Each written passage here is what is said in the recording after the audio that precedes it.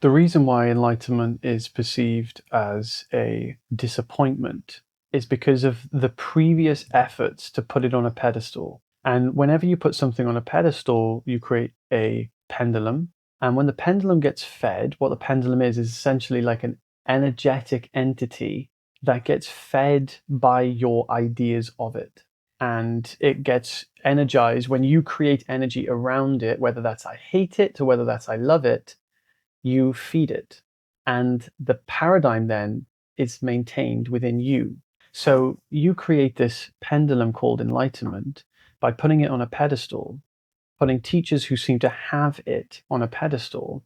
And then what happens is you distance it from yourself. You make it seem like it is something very, very special that you could never possibly attain, but hopefully one day you will. Then what has to happen is there's a correcting force.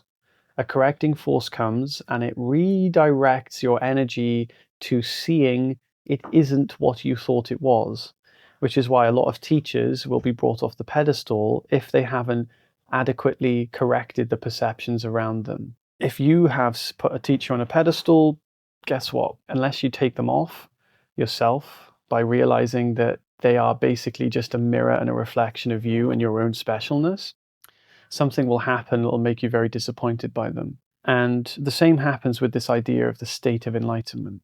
To the mind, it is boring because the mind is fixated, typically speaking, of getting energetic sustenance. The mind wants to be stimulated. The mind wants and expects enlightenment to be a stimulating experience that consistently stimulates this. That's so weird. It looks like someone else's hand is there, but it's my hand. It wants to create a sustaining experience of like this stimulant, internal stimulant, and excitation.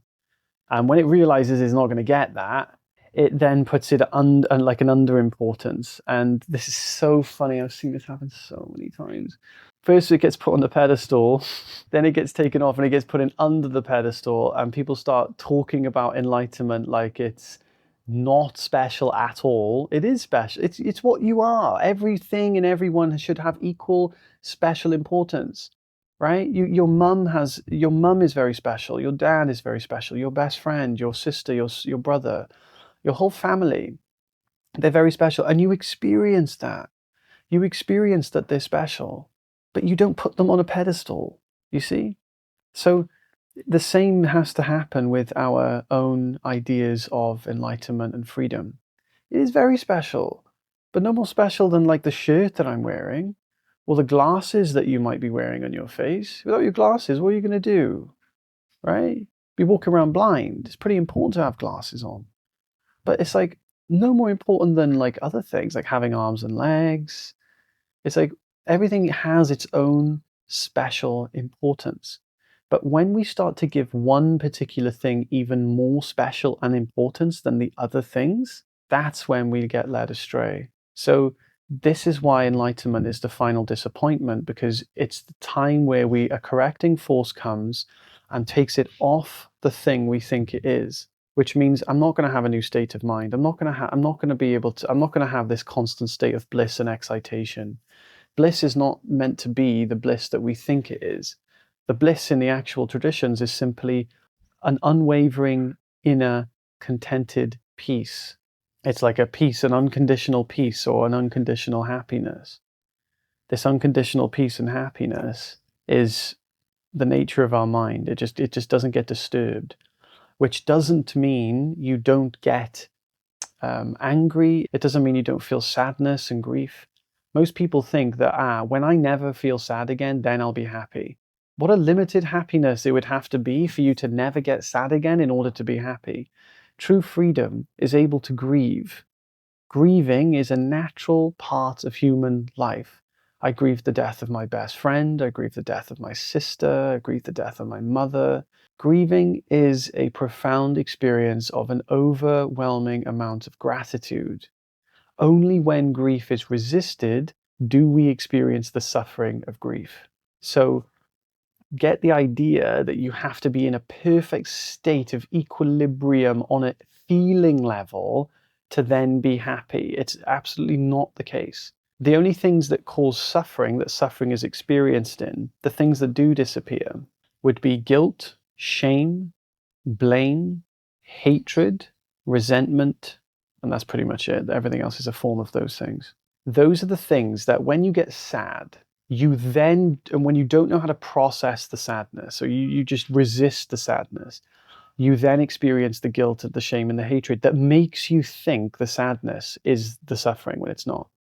When you get angry, you typically feel blame, guilt, and hatred.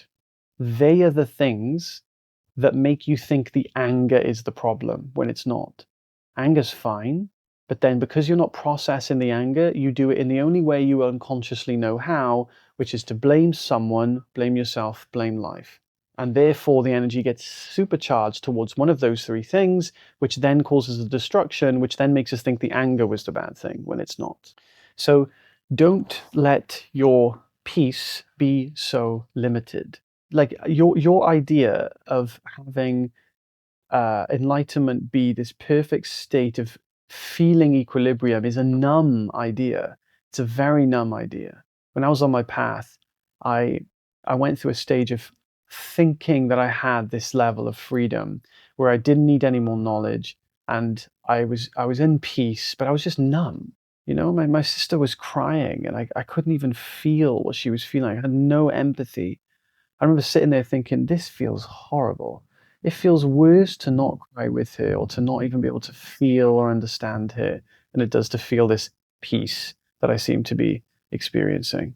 Or another way of saying it is it would feel better to feel and cry with her than it would feel to experience this freedom that I seem to be experiencing, where I'm just this spacious, empty void of nothing. Freedom should come with qualities. If your freedom doesn't come with zest, existential zest, then it's been mistaken. So, you know, it kind of sounds paradoxical to what I'm saying, saying that it's not going to be excitations. But the point I'm making is, what would you expect? You would expect what, like a consistent excitation, consistent feeling? It doesn't make any sense. You want to be able to feel everything.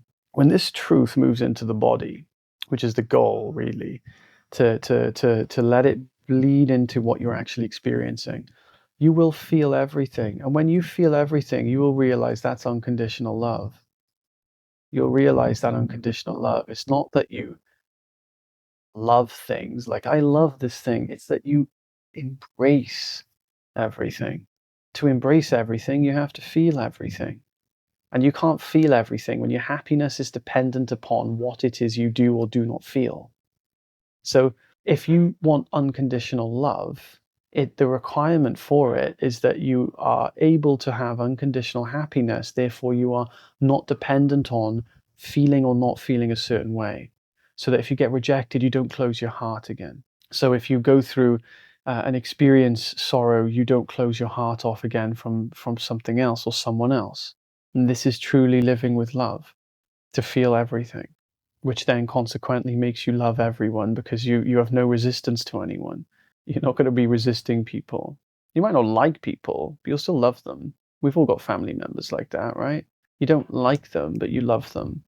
And I love all my family members and I like them, but you understand the sentiment. I know there's a lot of people out there that, you know, they have family members or even their spouse that they hate, but they love them, you know?